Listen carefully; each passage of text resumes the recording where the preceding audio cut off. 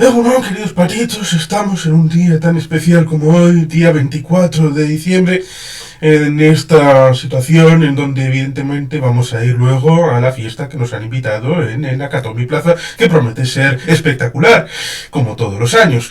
Y evidentemente no podemos pasar la Navidad sin hablar de Jungla de Cristal. Y no me he vuelto loco porque, evidentemente, lo hicimos el año pasado, Jungla de Cristal 1 y 2, pero es que en el año 1990, cuando sucedió el estreno de Jungla de Cristal 2, estrenaron Solo en Casa 1, con el señor sobrino de Bonnie Bedelia, que es Holly Genaro, digo, Holly McClane. Y por lo tanto, aparte de este, hay otros momentos en donde la conexión se estrecha entre esta Jungla de Cristal para niños, junto con la que hablamos el año pasado. Y es que ciertamente, como recordará mi querido amigo Mariano, no empieza la Navidad hasta que el señor Hans Gruber cae desde el Nakatomi Plaza. Por la ventana, efectivamente. Buenas tardes, Juan Carlos. Muy buenas tardes a toda la gente que nos vaya a ver. Y sí, 1990, un año en el que empieza a hacer, bueno, aguas los típicos blockbusters de acción y se busca para Navidad una especie de, vamos a decir, conjugación de nuevas teorías comerciales con caras frescas, ¿no? En este caso, un desconocido casi como era Macaulay Culkin, y podríamos decir que está siempre el caso de lo que es la película de Solo en Casa, ¿no? Bueno, pues Solo en Casa empezó con una opción de que iba a ser dirigida por Ivan Reitman, fallecido tristemente no hace mucho, y en todo caso se planteó que él fuese el director para, bueno, sacar una especie de, a la 20th Century Fox, si no me equivoco, de unos momentos un poco no muy llevaderos en términos macroeconómicos para el estudio, sobre todo en Navidad, salvo la Jungla de Cristal, pues, que fue el gran... Bueno, la del 88 fue la gran Sleeper, la de 90 fue un blockbuster en todas sus características, pero se buscaba dar un golpe de efecto a lo que era la típica película navideña, ¿no? Ivan Reitman intentó llevarlo a cabo, pero al final se optó por Chris Columbus, que luego sería famoso pues, con otras películas como por ejemplo fue la de Señor Dogfire, ¿no? Estamos hablando de un momento en el cual era complicado, ¿no? Conjugar esas especies de, vamos a decir, disfuncionalidad, en la cual estaba Navidad, una película de corte familiar, pero también con un poco canalla y demás. Y se consiguió a través de Macaulay Culkin, que acababa de romper moldes, no ya como protagonista de películas, bueno, pues cómicas, infantiles y demás, sino en el año 88 con una película ambientada en Vietnam, como era La escalera Jacob, en la que hacía de hijo de Tim Addison, creo que era el actor principal de aquella película. Una película de terror psicológico que impresionaba. Hacía de su hijo fallecido por leucemia, etcétera, y los directores de casting creyeron que era el mejor actor para poder llevar a cabo todo lo relativo al desarrollo de la película.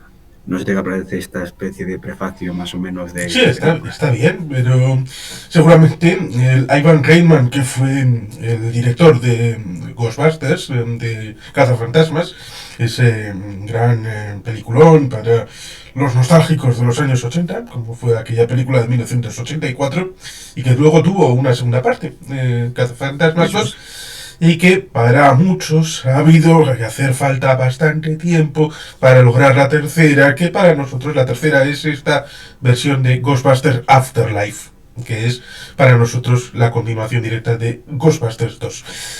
¿Qué película habría sido esa con Ivan Reitman? Porque la que tenemos es algo que ya más o menos podemos perfilar, porque el guión y la idea y la producción está de la mano de John Hughes, que es uno de estos directores típicos de los años 80, como Breakfast Club, el Club de los Cinco, que es la traducción que se hizo en castellano, y como ese, un montón de películas de los años 80 que cogen elementos juveniles, que alcanzaron cierta mayoría de edad en los años 80 y por lo tanto pone encima de la mesa sus preocupaciones, sus intereses, con lo cual es el anzuelo para ir al cine para una nueva generación de jóvenes. Y es como en otras películas que ha habido esta transición de un director a otro, porque John Hughes también fue director de alguna que otra película. Lo mismo que, por ejemplo, y salvando las distancias, y realmente haciendo el apunte, cuando tenemos el hecho de que Christopher Nolan, que viene de hacer la trilogía de Batman, para hacer la película de Men of Steel, coge a un director distinto, y ya tenemos ahí el inicio de Zack Snyder dando el relevo a Christopher Nolan en el ámbito de los superhéroes. Pues aquí, en el ámbito infantil juvenil, tenemos a ese John Hughes, que en el último año de los 80 da el relevo a Chris Columbus, que luego le tendríamos en las dos primeras de Harry Potter, por ejemplo. Y evidentemente ya tenía su pasado con aquella película del jovencito Sherlock Holmes, que fue una de las primeras que tuvo elementos por ordenador, lo cual ciertamente hace que, hace que los años 80 sean interesantes, con el pequeño apunte de que el protagonista que interpreta el señorito Macaulay Culkin, es decir, Kevin McAllister, dice que tiene 8 años. La película es de 1980, por lo tanto, el protagonista es de 1982. ¡Qué gran año! ¿Verdad? ¡Qué gran año! Efectivamente, efectivamente. A pesar de que, si no me equivoco, Macaulay Culkin nació en el año 79 o 80, no recuerdo bien ahora mismo. Es decir, era un par de 2, 3 años mayor de lo que certificaba el propio personaje, ¿no? También decirlo de John Hughes, que era uno de los mejores productores de ese tipo de películas en los años 80, junto con también otro, quizá ahora menos reconocido también, como era Randall Kleiser, con películas tanto para TV movies como especiales navideños, etcétera, etcétera, etcétera. John Hughes tuvo la mala suerte de que falleció relativamente joven en 2009, en el verano de 2009, de un infarto fulminante.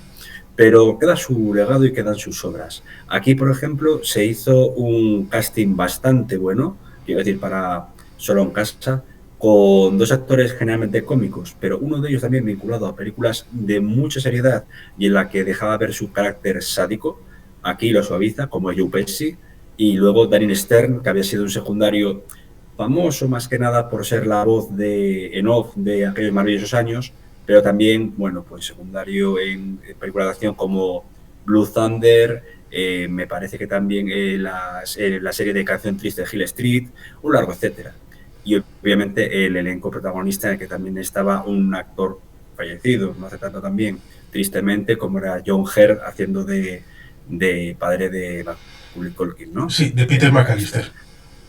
Peter, exactamente. En este caso era y Carol McCormick como madre del protagonista, etcétera, etcétera, etcétera. Es decir, se utilizó lo que se llama un ensemble cast, un casting de actores y actrices muy grande, donde ninguno conseguía solapar completamente al otro. Es verdad que la pantalla y todo lo relativo a lo que es la actuación de la película se la come el pequeño Macaulay Culkin, ¿no? Kevin McAllister. Pero por el contrario tenemos una banda de secundarios de lujo, empezando pues por los 2 villanos que hacen un trabajo, a mi entender, excelente.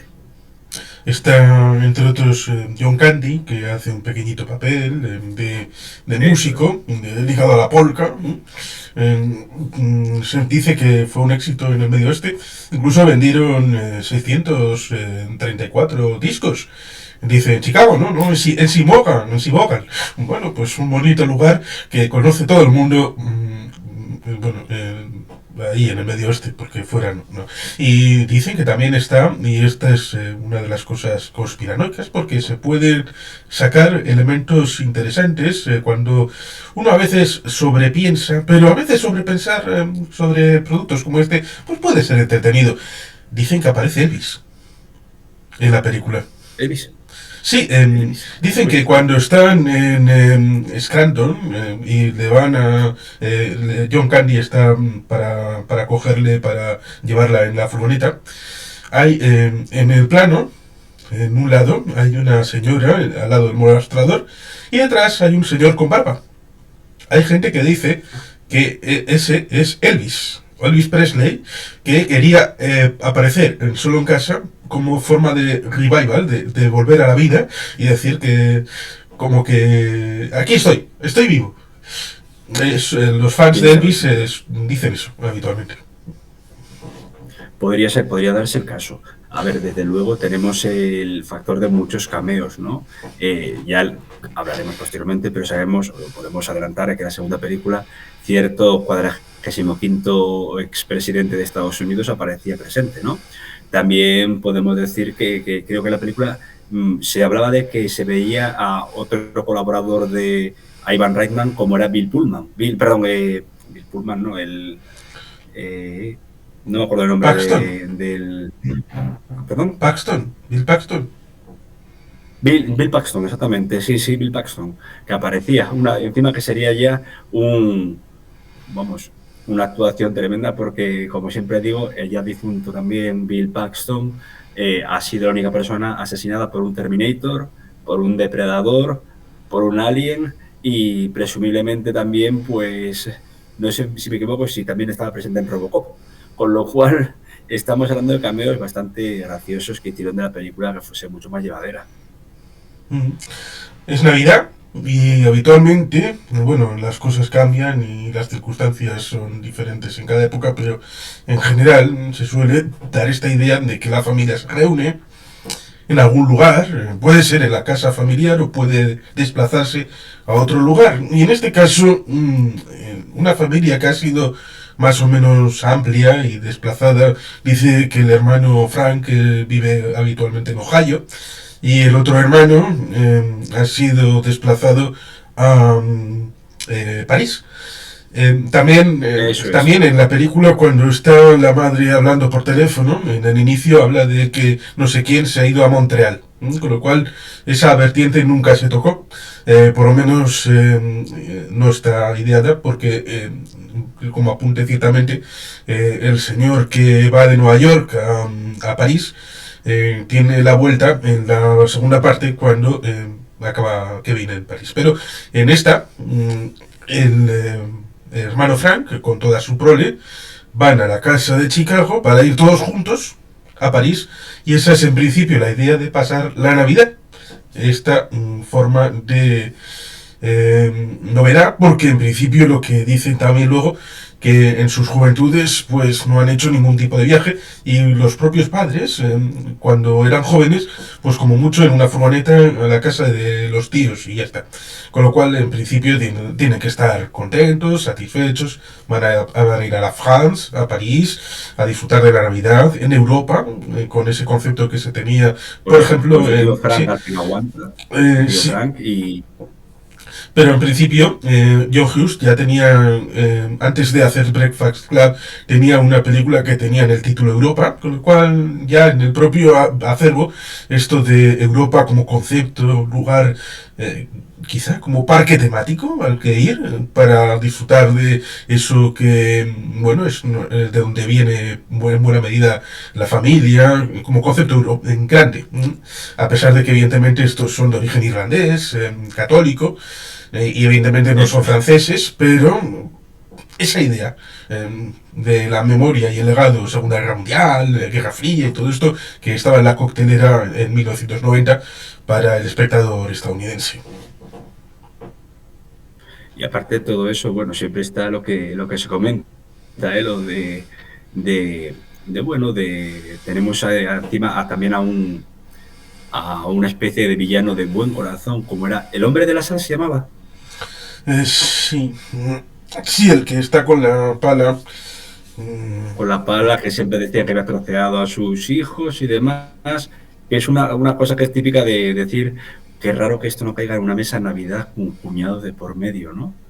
Es una especie de prefacio de todo lo relativo a lo que puede ser la cena de hoy, que Sí, sabemos cómo puede desarrollarse.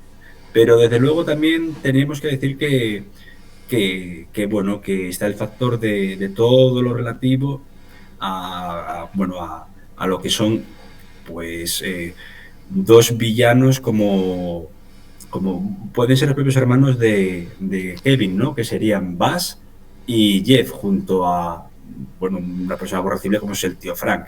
Es decir, al final, Kevin McAllister no deja de ser un antihéroe que está aguantando lo imposible en su familia. sí, por eso explota. Y antes de ir a la explosión, resulta interesante una curiosidad que la he recordado ahora cuando la he vuelto a ver. a pesar de que en octubre ya cayó el haberla visto la película. La mayor, la hija mayor de la familia, es decir, la persona de más edad de entre los jóvenes, se llama Heather, como la chica de Connor McCloud, la película de 3 años antes. Con lo cual, Sí, no sí, sé, sí, sí, sí, no sé si es brutal, intencional, porque estas películas en esta época no eran un puzzle así como Marvel, pero incorporaban algunos pequeños detalles alguna vez de otras películas, de otras producciones, para que la gente, bueno, disfrutara de estos pequeños regalos. Y puede que sea, Sí, especie o puede que de no. ¿No? spoilers, Mm, no, sí, sí, sí. mm. Lo que nunca he llegado a ver es, se hablaba de que en la película de Solo en Casa también había un homenaje a una película que fue un completo fracaso de taquilla 4 años antes, como era Howard el Pato. No sé si te acuerdas también de esa Mm. película y de sus Sí. perdón, problemas que tuvo de producción, postproducción, etcétera, ¿no? Pues dicen que la película de Solo en Casa es un pequeño homenaje. Yo no lo conseguí localizar. Quizá no he caído en él, pero bueno, todo se puede considerar, desde luego. Sí, no sabía ese pequeño detalle. Pero sí, puede ser. Eso sí, Y luego sobre... hay una curiosidad porque la gente puede pensar, qué pena que se lo hayan dejado. Kevin McAllister. Pero es que en la propia cena, cuando sucede todo esto, tiran algo a la papelera. Y lo que tiran a la papelera es el billete de avión de Kevin. Exactamente. Con lo cual ya en este tipo de producciones las cosas están más o menos cuidadas. Pueden tener errores, pero es algo distinto de algunas películas que últimamente se han hecho en donde errores de continuidad hay bastantes. Fallos de récord, que dices, no hay nadie que esté al tanto de estos Sí, elementos. Allí, en esta película, solo en casa, este elemento es importante porque ya te está avisando de lo que va a pasar, aunque no te lo hayan sí. explicitado. Por ejemplo, en la primera visión que hagas de la película. Evidentemente es una sorpresa cuando la ves por primera vez, pero sí, abre la película con esa explosión de personas que están en la casa, porque Eso es. estamos con 11 niños y 4 personas Adultos. adultas, con lo cual Sí, sí, sí. son 15 personas y un policía, y luego llega el de las pizzas, que no saben qué demonios está pasando ahí, que son un poco como nosotros, o quiere que seamos nosotros los que entramos en esa casa, Partícipes. nos hacen partícipes de ese monumental circo. Sí, sí, sí, sí, sí.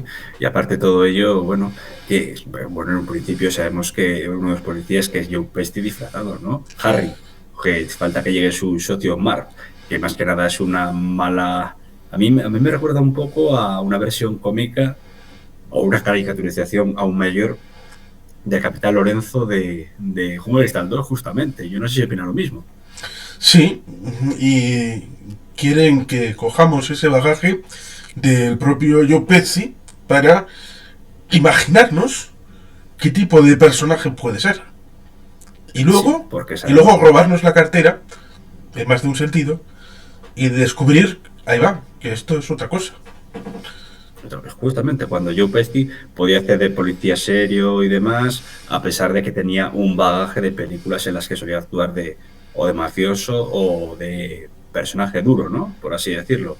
Aquí, al contrario, hace una especie de, digamos, de todo lo relativo a un, bueno, debe ser de las pocas veces que Joe Pesci actuó de manera cómica.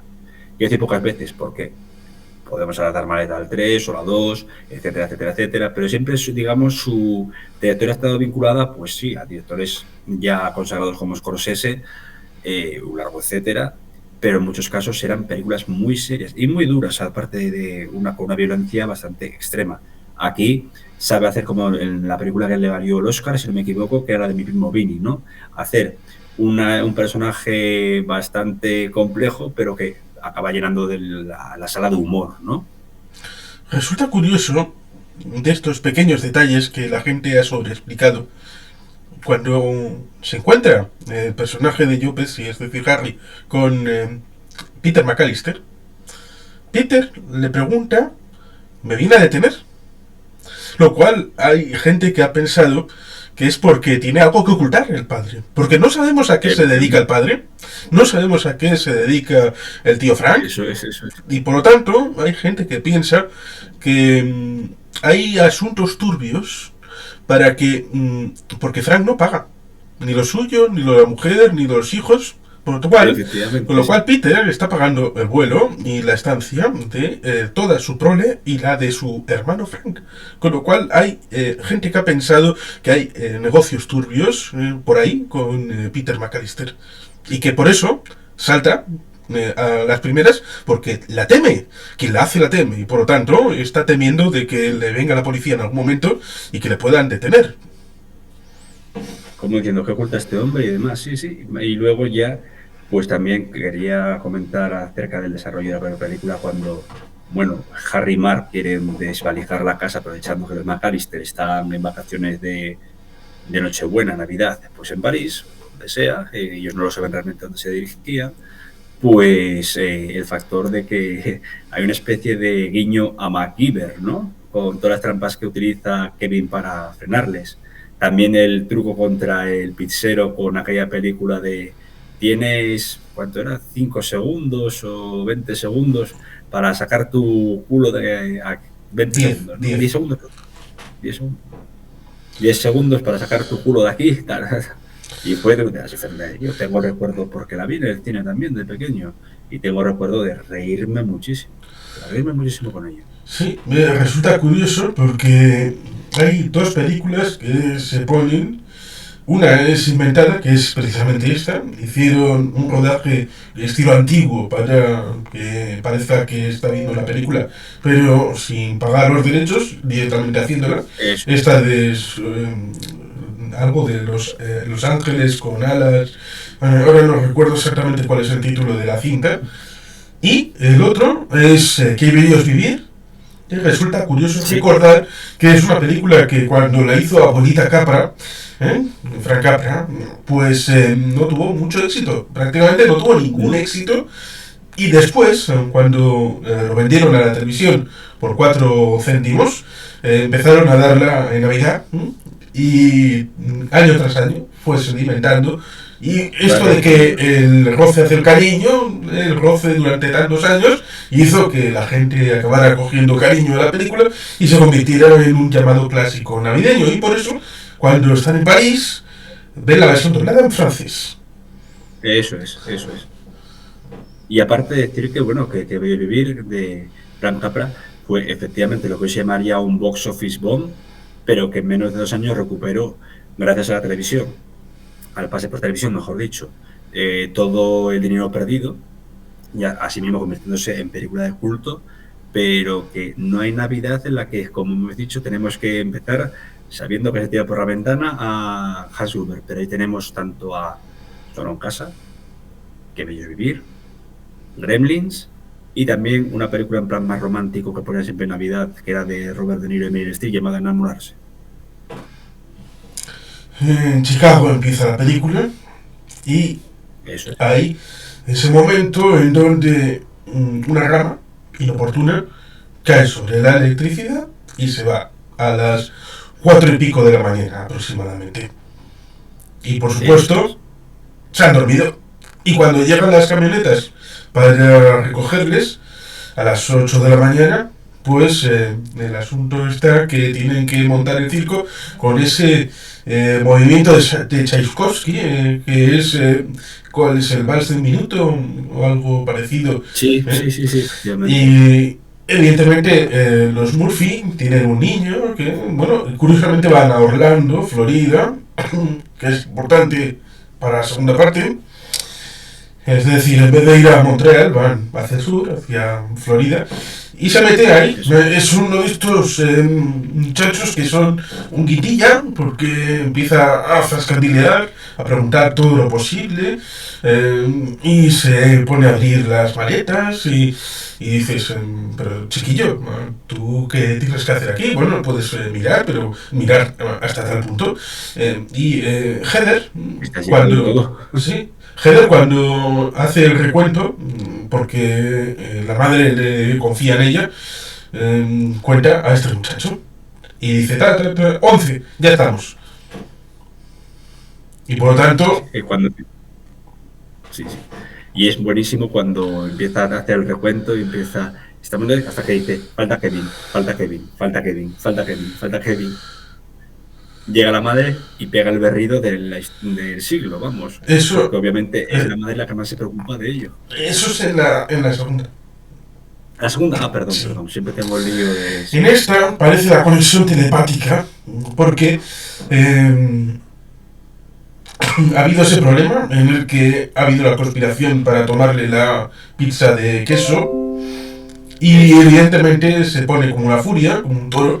Resulta curioso, el toro, Chicago Bulls, ahí está la conexión un poco, y aparece también una efigie de Michael Jordan, que en ese momento era una figura importante en el equipo de la Ciudad del Viento, ahí con su número 23. Pues viste y evidentemente quien acaba mojado es Kevin McAllister, porque le mandan al desván. En principio iba a estar con su primo Fuller, que en la vida real era su hermano, pero quiere dormir solo, porque Fuller, si bebe, se orina, y evidentemente dormir con alguien que se orina encima, pues puede ser un poco desagradable. Y como andan así a lo loco, pues cuando van al aeropuerto, pues no tienen el cuidado de mirar en el desván, y como ya hay 11, pues tirando, que es pista.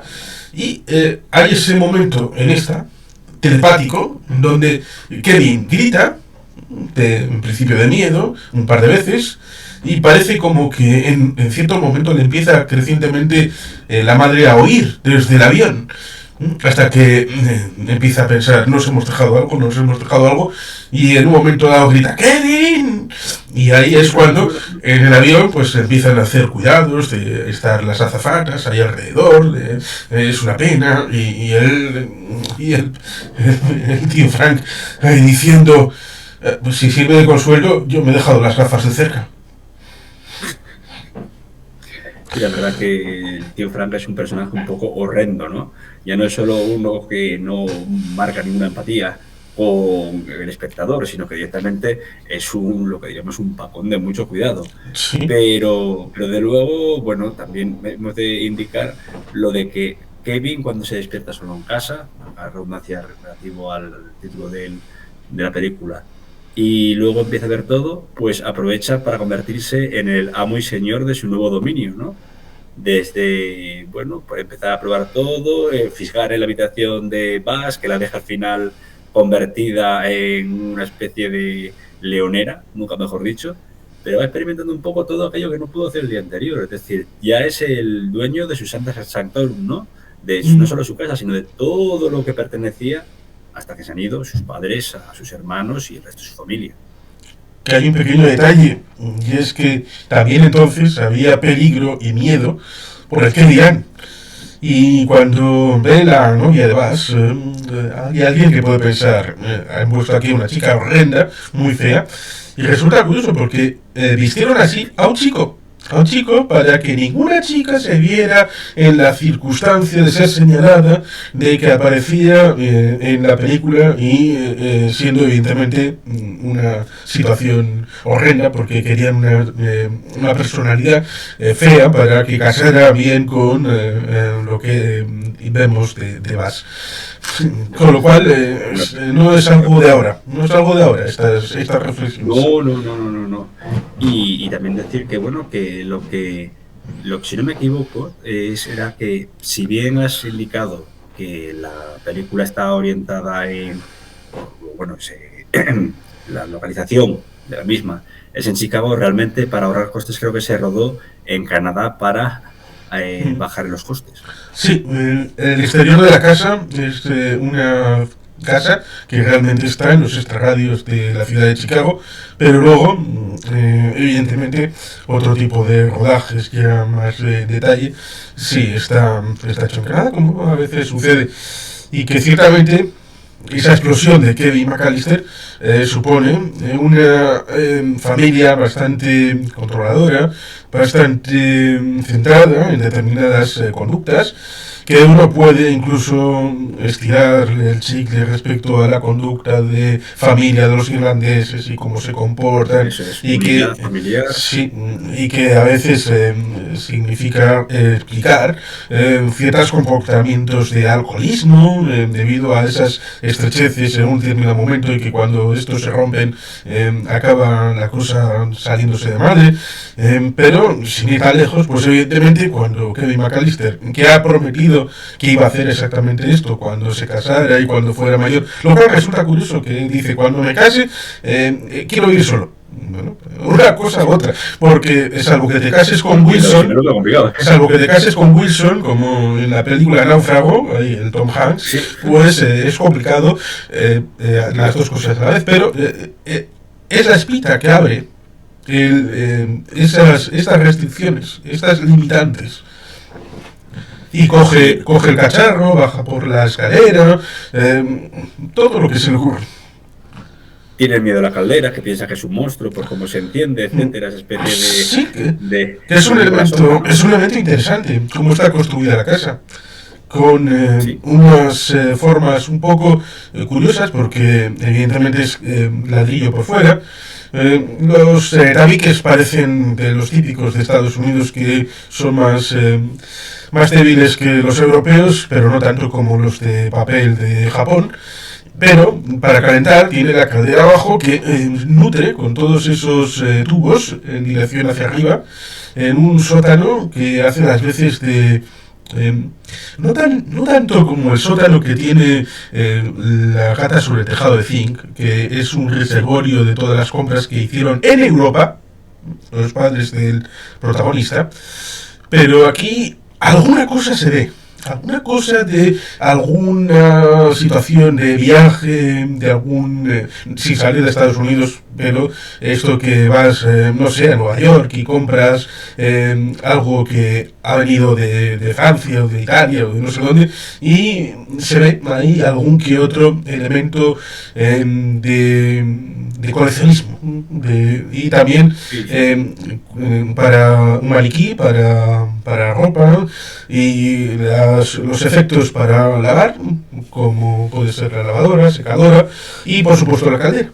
Y ciertamente esto, el sótano, no sé si ejerce cierto elemento más allá del físico. Sí, puede ser algo conceptualmente asumido de que representa no sé qué.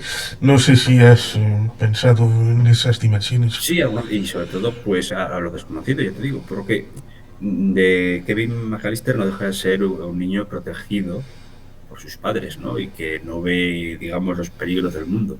Ahora en menos de 24 horas ha pasado a ser amo y señor de su destino, sí, desde luego, pero también tiene que darse cuenta de que hay peligros en el exterior. Problemas también, como es no poder pagarse la comida, desarrollar una casa o gestionar una casa, quizás sea la palabra más correcta. Y unido a todo eso, pues los miedos típicos de un crío de 8 años, desde el coco con perdón hasta qué hay ahí abajo, qué me voy a encontrar, qué puede ser, ¿no? Sí, y evidentemente lo primero que hace es intentar coger un cepillo, Sí. y con ese miedo atávico que tiene al vecino, a Marvin,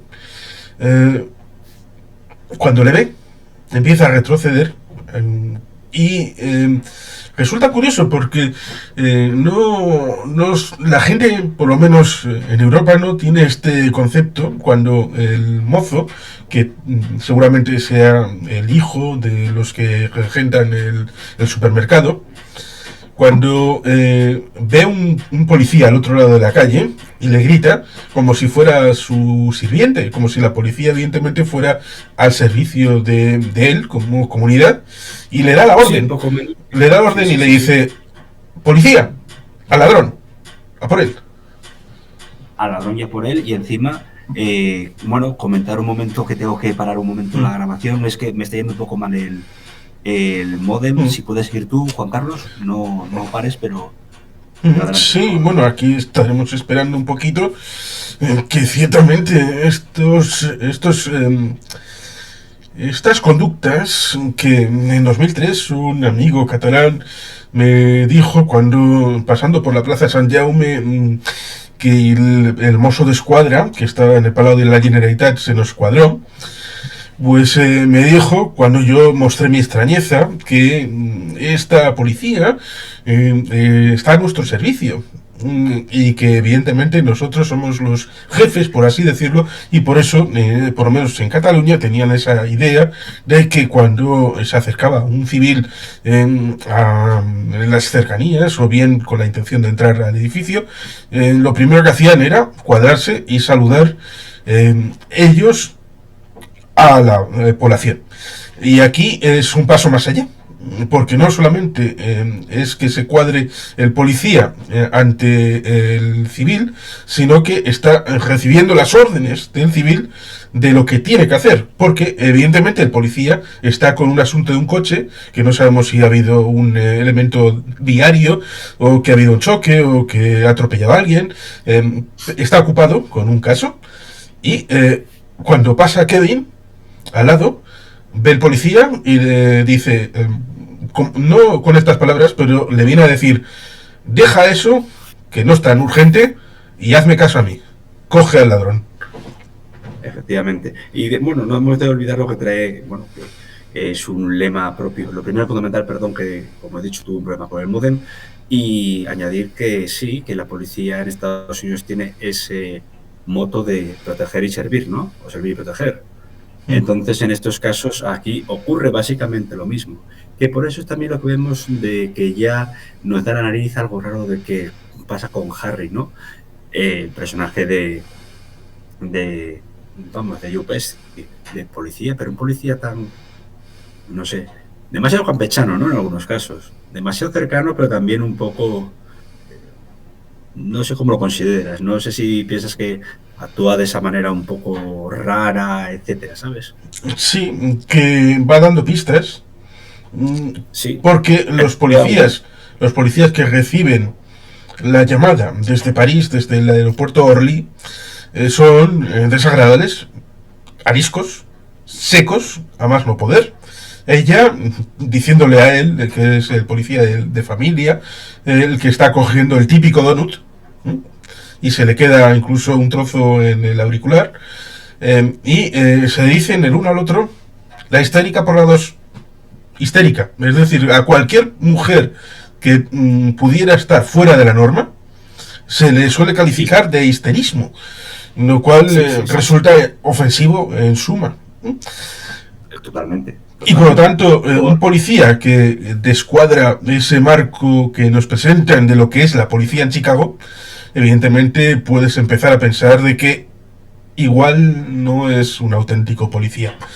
Lo cual ciertamente no es algo agradable para la policía de Chicago. Imagino que se sentirían bastante dolidos, porque evidentemente en la policía de Chicago debe haber personas maravillosas, como en todos los colectivos humanos, pero aquí al único que parece estar más o menos campechano, cercano, pues mira, iba de disfraz y es en realidad un ladrón.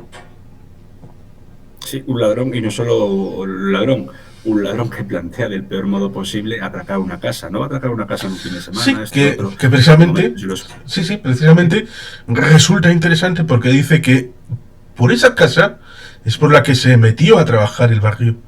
Y ahí tenemos otro indicio de que en esa casa hay cosas especiales. Y a lo mejor hay cosas del padre que están ocultas, efectivamente.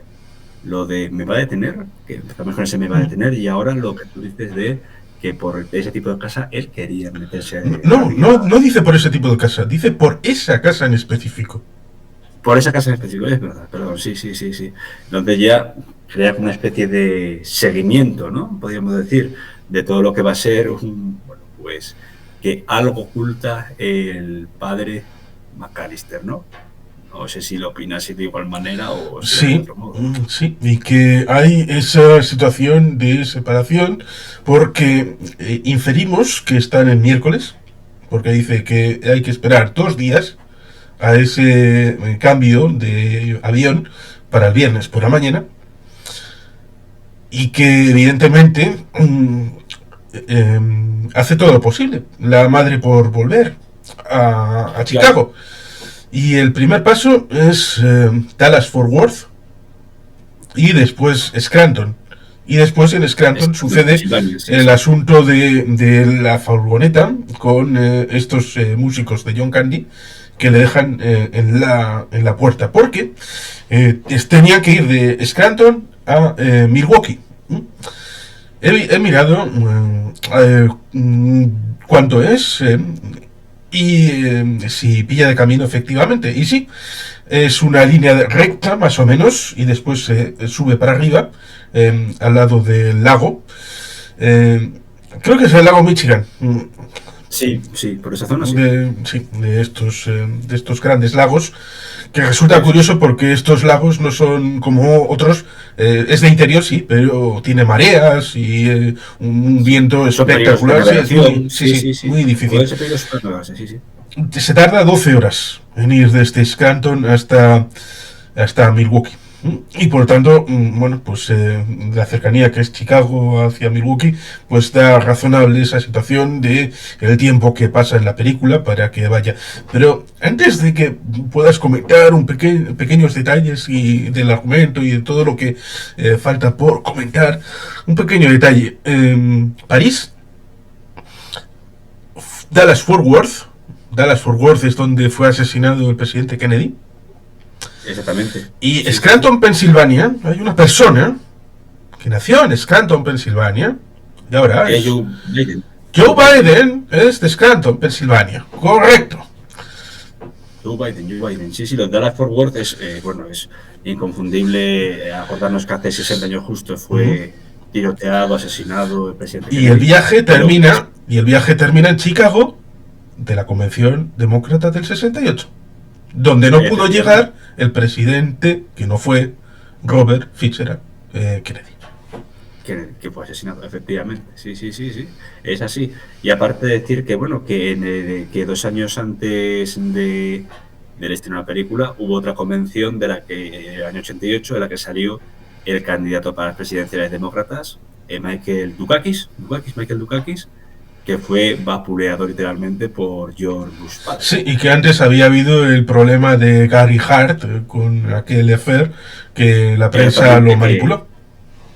y sí, porque tuvo que acabar dimitiendo por una cosa que realmente no llegaba tanto la sangre al río, por así decirlo, ¿no? Entonces, sí, sí, y de hecho creo que había un par de guiños en la película a temas políticos de la época con Bush senior, y no recuerdo cuáles eran, pero eran bastante mordaces y ácidos. Hemos de recordar que Chris Columbus es un demócrata convencido, ¿no? Evidentemente está el asunto de el señorito de la pala y todo Eso. lo que viene a colación con ese momento en la iglesia. Una iglesia que yo creo que es católica y que caza muy bien con el ancestro irlandés, porque hay un pequeño detalle que suele ser bastante útil para identificar todas las iglesias que tienen imaginería, que tienen vidriera, esta la tiene, es imagen de santos. Y los santos son católicos, fundamentalmente. Y por lo tanto, esta iglesia católica con ese coro maravilloso, en esas pruebas, en ese marco de ensayo, que en Jungla de Cristal 2, como lo comentamos en su momento, iba a aparecer un momento con coro, porque Jungla de Cristal 2 es de 1990, el mismo año que este, y además de Bonnie Bedelia iba a haber ese momento de conexión entre las dos franquicias. Le eliminaron porque quitaba dinamismo a la película de John McClane. Pero bueno, estas cosas en las versiones extendidas siguen existiendo y tiene ese problema familiar en donde la familia le impide ir al día del estreno y se encuentra y se dan una serie de consejos. Y evidentemente es importante para el desarrollo de las dos situaciones, es el punto de convergencia. Sí.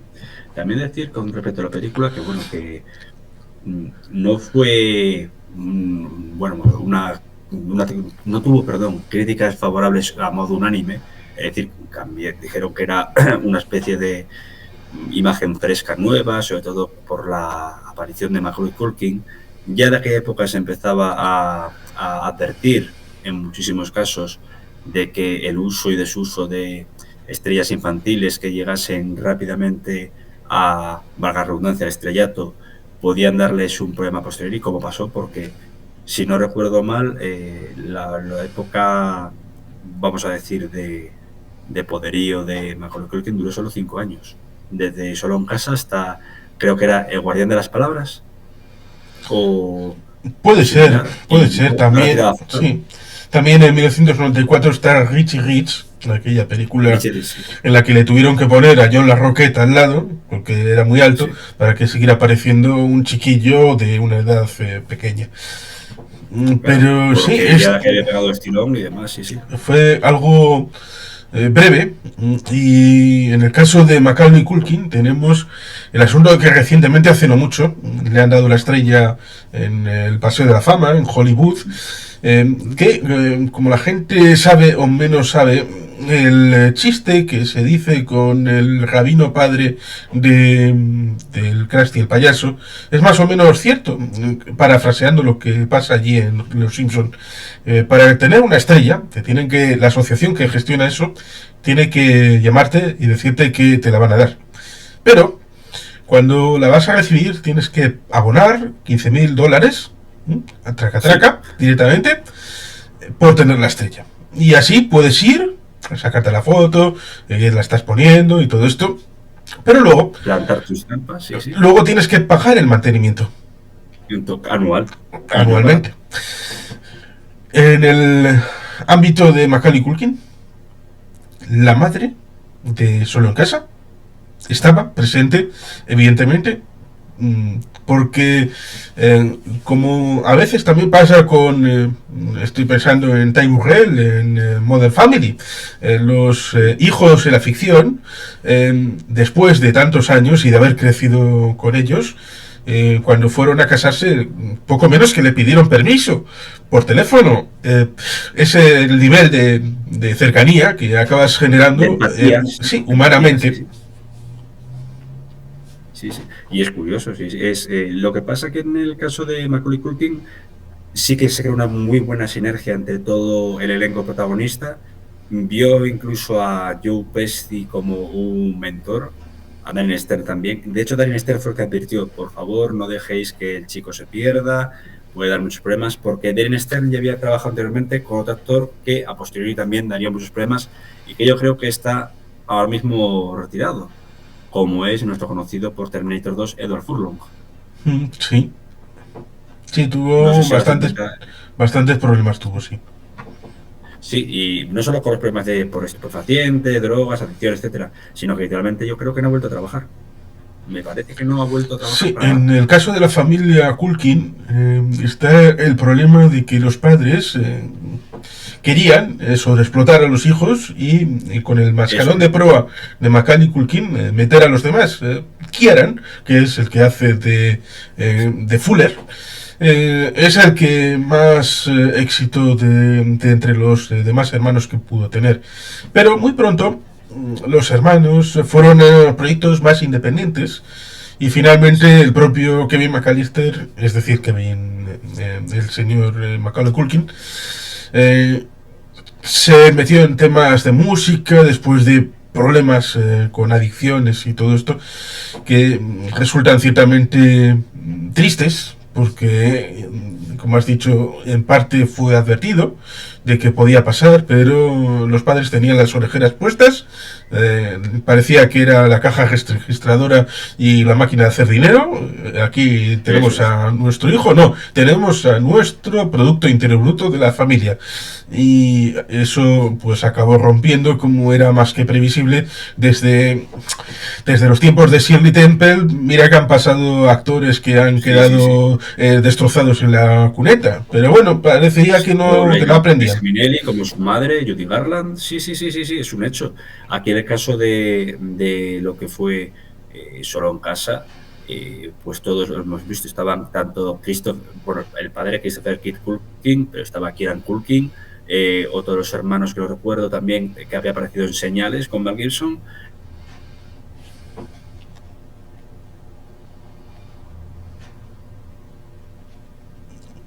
parece que se congeló.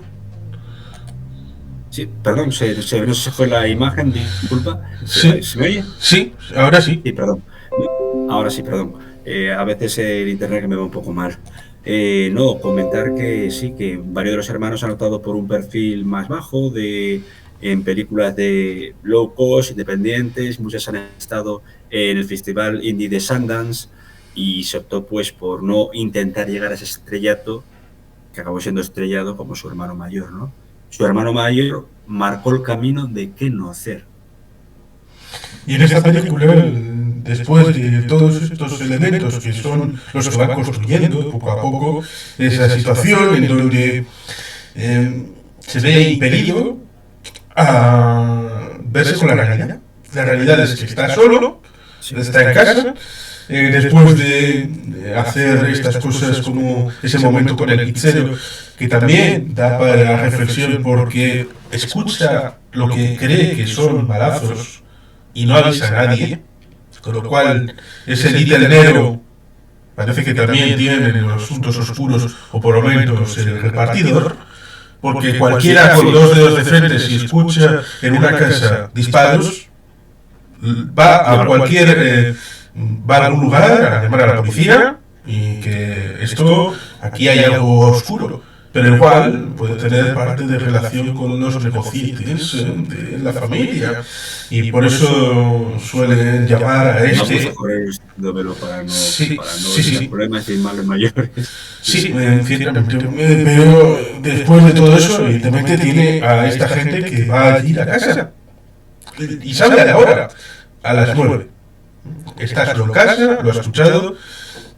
Y empezando por el dibujo, que el dibujo está hecho personalmente por Macaulay Culkin, de lo que piensa hacer, de todo ese momento MacGyver, también un poco la conjunción con lo que hace John McClane en la Academy Plaza, con la diferencia de que él va improvisando en el edificio y aquí esto está planificado de lo que va a hacer porque tiene curiosamente también un momento y 10 años, porque en 1981 cuando el nazi queda con la mano con el tema del medallón, pues aquí Harry, es decir, Joe Pesci, tiene una cosa más o menos parecida con el pomo.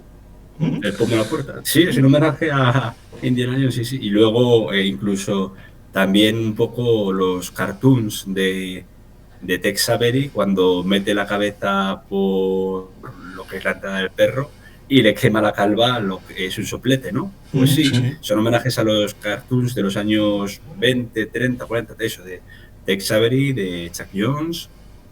Y que el guión y la actuación de los dos malvados es la exigida. Es decir, que a poco que hubieran hecho algo distinto, habían seguido un camino completamente distinto, hubieran tomado una derivada que era posible, en vez de entrar por delante o por abajo el orden de llegada de los factores, no había funcionado igual el nivel de trampas preparado. Con lo cual, evidentemente, ese momento es el poder del guión, el sagrado guionista, John Hughes, el que nos establece algo que, evidentemente, en la realidad es pura fantasía y que, evidentemente, los ladrones en una situación real pues no habrían actuado así, pero, evidentemente, es un momento cinematográfico para que nos riamos, para, evidentemente, el lucimiento de Macaulay Culkin como el héroe de la cinta y va sucediendo todas esas putaditas en una situación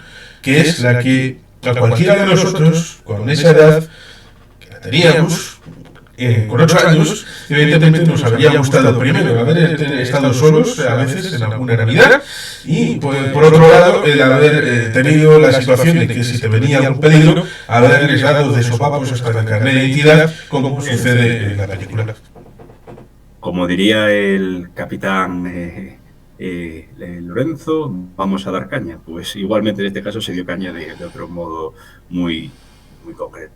Y para ir cerrando, perdón, porque tengo ya lío de Navidad de esta tarde yo también, pues únicamente añadir que el guión, sí, fue llevado por Ivan Reitman, obviamente por Christopher Columbus, pero hay una revisión sin acreditar por parte de ya un guionista en ciernes importante como era Shane Black, autor, aparece actor como secundario en la película Depredador, haciendo de Hawkins, pero también ya con el último Boy Scout guionista, Arma Letal, etcétera, etcétera, etcétera. Es curioso que rompe con ese tópico de ir siempre hacia película de acción y se mete en una comedia infantil. Y funcionó bastante bien esta relectura, porque hubo detalles como ampliar la imagen o lo que era el protagonismo de Merv, etcétera, etcétera, etcétera, que dio bastante bien para la taquilla. Es una película bien interesante porque incorpora elementos que no solamente son infantiles, no solamente es esas películas de John Hughes, sino incorpora un poco de oscuridad también, oscuridad en cuanto a una trama más adulta, para un momento como 1990 que en otros momentos, en otros conversatorios hemos citado, de que es ese punto central entre 1989 cuando cae el muro de Berlín y 1991 cuando cae la Unión Soviética y por tanto el mundo está redimensionándose, a pesar de que en principio en la película no se ve, pero en el mundo en el que se siente es ese. Y que evidentemente es un momento en ese Chicago, el centro de Estados Unidos, donde, como dice el hermano en París, cuando Heather le pregunta, pero tú no sientes miedo por Kevin, de que estás solo en casa. Y le da la tercera razón de por qué no, porque estamos en el barrio más aburrido y tranquilo de todos los Estados Unidos de América. Con lo cual dices, fantástico, entonces, ¿qué demonios están haciendo estos dos taramanas ladrones en el barrio? Aprovechar la situación. Sí, de tanta seguridad percibida, inducida, que al final acaban degenerando en dejar espacio libre para que algunos, debido a que hay esa situación de seguridad y por tanto no hay que preocuparse tanto, pueden acabar entrando. Que es un poco paralelismo, quizás cogido con pinzas, ese asunto de la seguridad, lo que durante los años 90 en los Estados Unidos acabaron teniendo ese elemento de seguridad, relajándose, y eso culmina el 11 de septiembre. Sí, exactamente, me he leído la memoria. Sí, completamente de acuerdo contigo. Sí. Evidentemente no sería una película tan redonda sin la música de John Williams, que es fundamental. John Williams no vamos a dejarlo de lado. John Williams, que yo por cierto a Jerry Goldsmith, que Jerry Goldsmith ya empezó a tener achaques de salud en aquella época. Es verdad que tardaría, que fallecería 14, 15 años después, pero empezó a tener un problema bastante fuerte de salud de Parkinson.